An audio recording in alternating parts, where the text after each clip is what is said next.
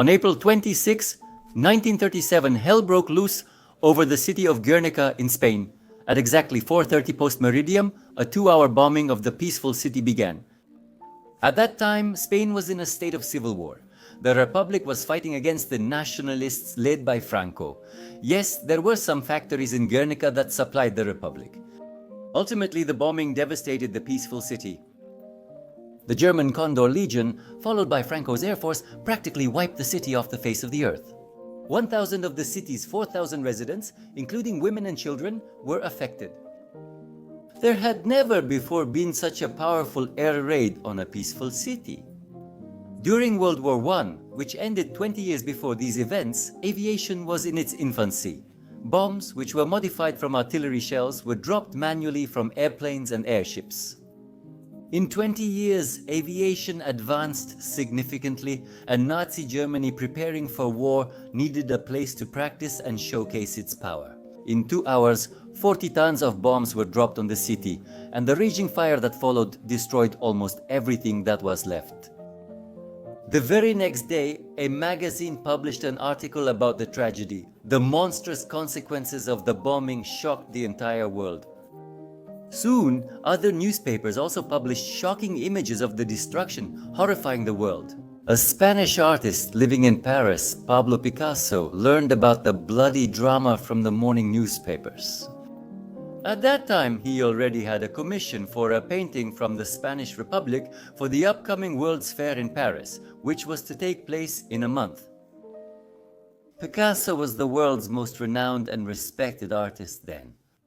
However, he had been staring at a blank canvas for a week and couldn't decide how best to represent his native Spain and himself, Pablo Picasso, at the exhibition. The answer came when the postman delivered the morning newspaper, its front page calling out to him, "Guernica drowned in destruction." The artist was shocked, and in just 3 weeks, as if possessed, he would paint a huge canvas measuring 8 by 4 meters.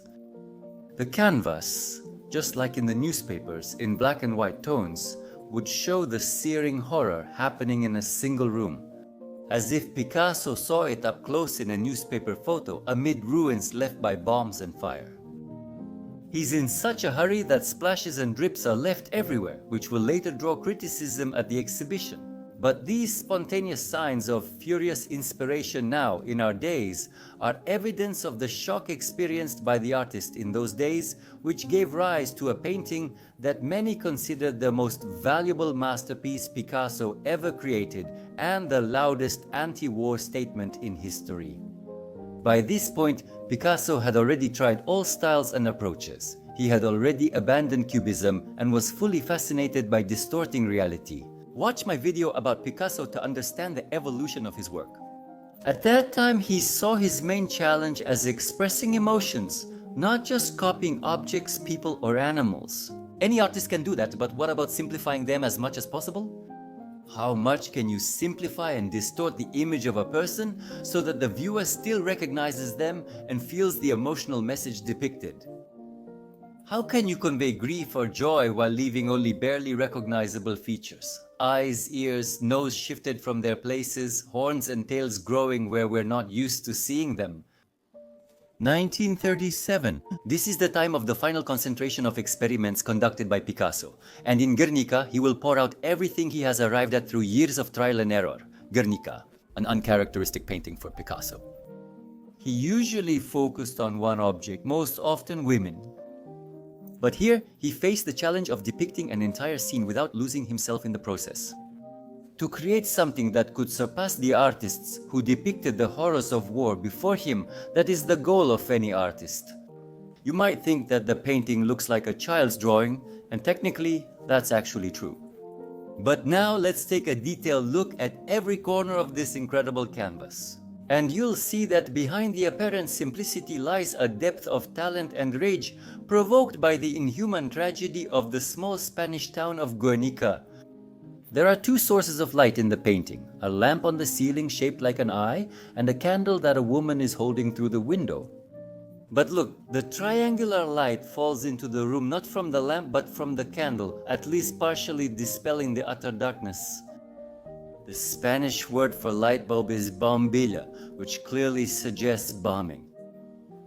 The lamp is shaped like an eye watching from above, filled with bombs that have already burst downward as sharp rays of light, which in reality do not illuminate the room. The lamp contrasts with the candle, which appears timid and could be extinguished by any breeze, yet it's the candle that truly dispels the darkness. The hand of the woman reaching through the window with light like a protective dome shields those in the room from the merciless light of the bombs. On the bottom right, we see another woman, maimed and wounded, dragging her leg, who looks at the candle with hope. The candle is a symbol of hope and salvation. In the painting, almost all the figures are women, except for one figure of a soldier lying on the floor, dismembered and killed. These soldiers are the defenders of the city, who gave their lives in vain to save Guernica and its people. The soldier is already dead, lying on the floor, and his severed hand is still holding a broken sword, a symbol of failure, but a flower is growing from his hand. With this, Picasso is telling us that others will take the place of those who have fallen. The sprout of retribution has already begun to grow, and on the other hand, we see stigmata, a symbol of suffering. He did everything he could. But the soldier himself can no longer protect the women in the room. Their only hope for salvation is a helping hand from outside. Peaceful cities need protection, Picasso tells us, and only humanity and hope with a woman's face can save us from the looming horror of fascism. On the right, we see another woman in a burning house, perhaps the painting's most powerful image.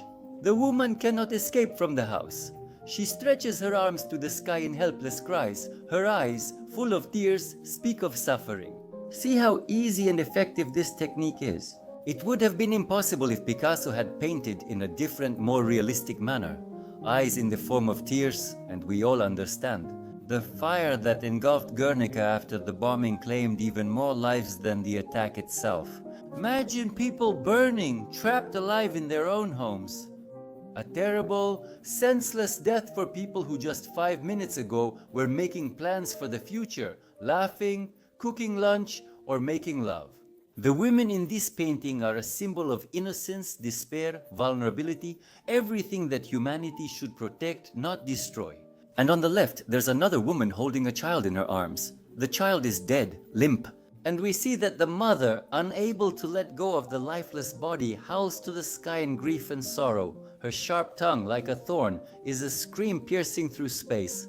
Overall, this painting screams, vibrates, and wails.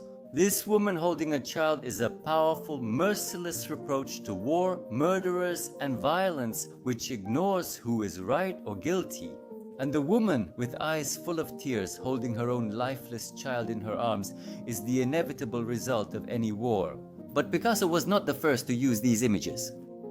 Exactly 300 years earlier, Peter Paul Rubens, in 1639, created the painting The Horrors of War. And let's see how similar the images are, and how much the manner of depicting them has changed. Take a look here.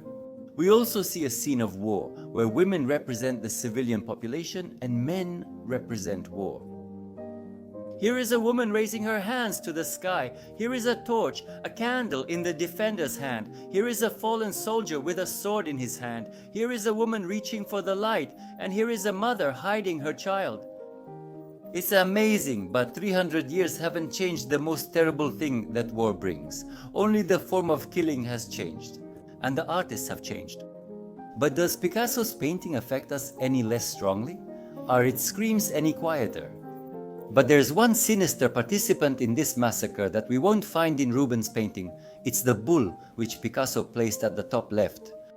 The bull is the only figure in the scene that looks directly at us, indifferently, ignoring what is happening. Its tail looks like smoke, its eyes resemble human eyes, and to the right is its opposite, the horse, which seems to be woven into the fabric of chaos and pain. Art historians debate the meaning of these two animals. Most agree that they symbolize life and death. The bull symbolizes death or fascism, while the horse represents life. Picasso himself said, "This bull is just a bull and this horse is just a horse. If you assign certain objects in my paintings a meaning, then maybe you are right, but I am not the one who puts that meaning into them." That's why I think that Picasso, who often turns to the image of the bull in his work as the most brutal, spectacular, and wild entertainment, placed it here as an integral part of the Spanish sense of self.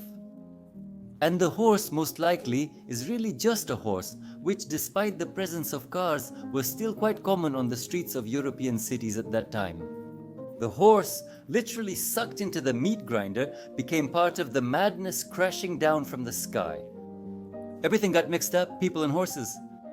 And also, if we look closely between the bull and the horse, we can see a dove, a symbol of hope. It's only partially white, its wings are black, its body is vanishingly small, almost invisible, like the faint hope that peace will soon come to their native Spain. And this is almost a prophecy because Franco's regime would last until 1975, almost 30 more years. But it was on this very day that the tyrant first dropped bombs on his own people, with newspaper headlines announcing his inhumanity to the world. And it is precisely the newspaper lines that we see crossing the canvas. It was they that brought the description of an unprecedented nightmare. Those very letters that Picasso turned into a masterpiece. The painting was exhibited in Paris, but most people didn't like it. The viewers didn't understand the symbolism, the jagged lines, and the overly simple style of depiction. A critic wrote that Guernica only saw the backs of visitors. And the jury chose another painting, Black Airplanes by Horatio Ferrer, done in a more traditional style that was easier for the public to understand. And look, essentially, we see the same message here. Women, the elderly, and children suffering from war. But could the artist have put into the painting all the symbolism that Picasso did? The image of a woman burning in her own house, a soldier, hope, a lost child, a horse dragged into the meat grinder. It would have taken several paintings to do that. Even though the image is simplified as much as possible, did it become primitive? I think the comparison with the winner of the exhibition doesn't work in his favor.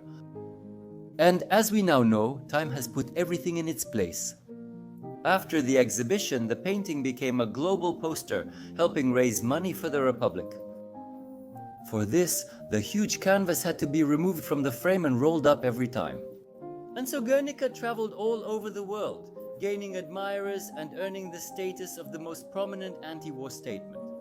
When the fascists took Paris, they visited Picasso's studio, where a photo of Guernica hung on the wall. "Did you do this?" they asked him, pointing at the photograph. "No, you did this," the artist replied.